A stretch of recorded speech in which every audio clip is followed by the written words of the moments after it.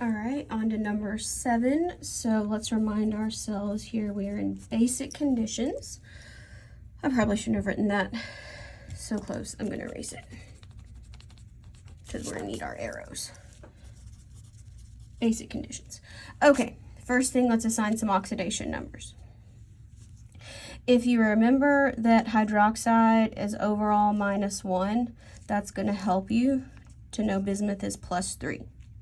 If you don't know, that's okay. Look on the table. Hydrogen is +1, oxygen is -2. Looking at this one, tin does not always have the same positive charge. So we got to look at oxygen. Oxygen on the table is -2. In order to get an overall charge of -2, tin can only be +2 here. Bismuth is by itself, so that's 0. Here, oxygen is -2 again. So we have an overall -6 from oxygen. We need a total of -2. So here now tin is +4. All right, so that tells us here, remember oxidation is loss, reduction is gain. So bismuth changed and tin changed. So bismuth goes from 3 to 0.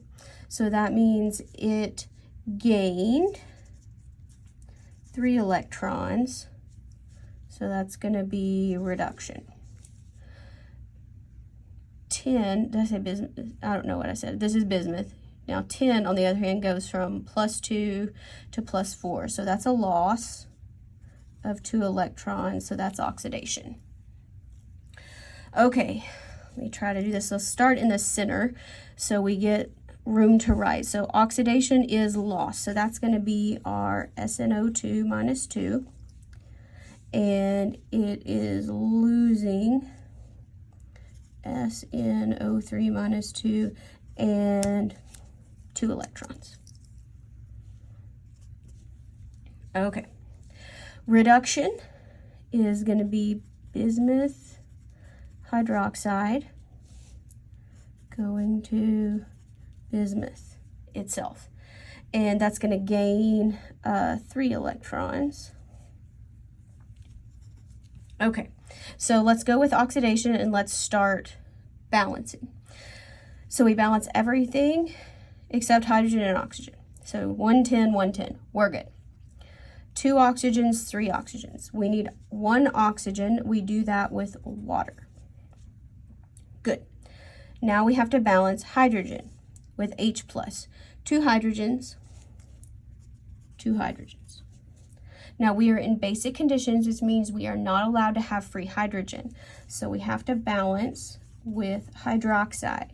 Now, because we've already balanced everything else, we have to balance the hydroxide on both sides. That's the key extra step in basic conditions, remember. Okay, so now let's do bismuth. Bismuth and bismuth, good. Oxygens with water, 3 oxygens, 3 waters. Be careful here. 6 hydrogens. We already have 3 hydrogens, so we only need 3 more hydrogens here. Now we have to neutralize this. I'm going to go ahead and note to myself that, so this is going to be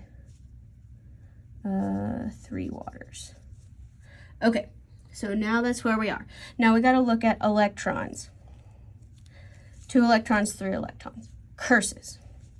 We need a total of 6, so we're going to have to multiply this by 3. Let's multiply this by 2. So that gives me 6 OH minus, 3 H2O, 3 SnO2 minus 2, 3 SnO3 minus 2, 6 electrons, 6 waters. Over here, multiply by 2. That gives me 6 waters, because these make water, 6 electrons, 2 BiOH3, 2 Bi, 6 H2Os. Now let's put it all together. I know there's not a lot of space here, but we're going to do our best. So I'm going to start at the top. Be careful, talking to myself here.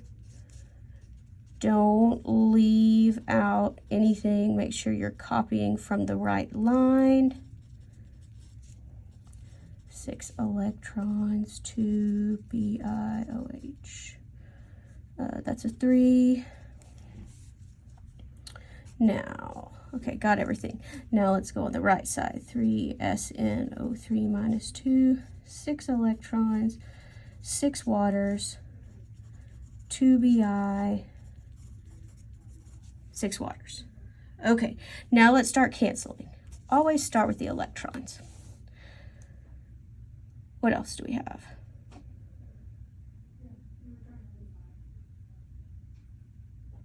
Oh, I didn't, oh, there it is.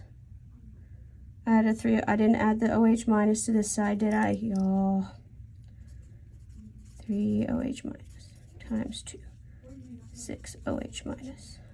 6 OH minus. Okay, there we go. I was like, something's not canceling out. Okay, so now our OH minuses are going to cancel out. Here's 6 waters that are each going to cancel out. 3 waters are going to go away, leaving us with only 3. Now we're good to go.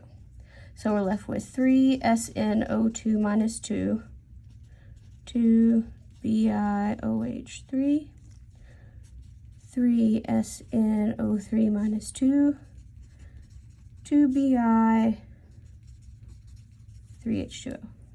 So even though this is in basic conditions, we don't have any free OH minus, but it's all neutralized. We did neutralize the H plus, which is the hallmark of basic conditions. No H plus is allowed in a basic reaction.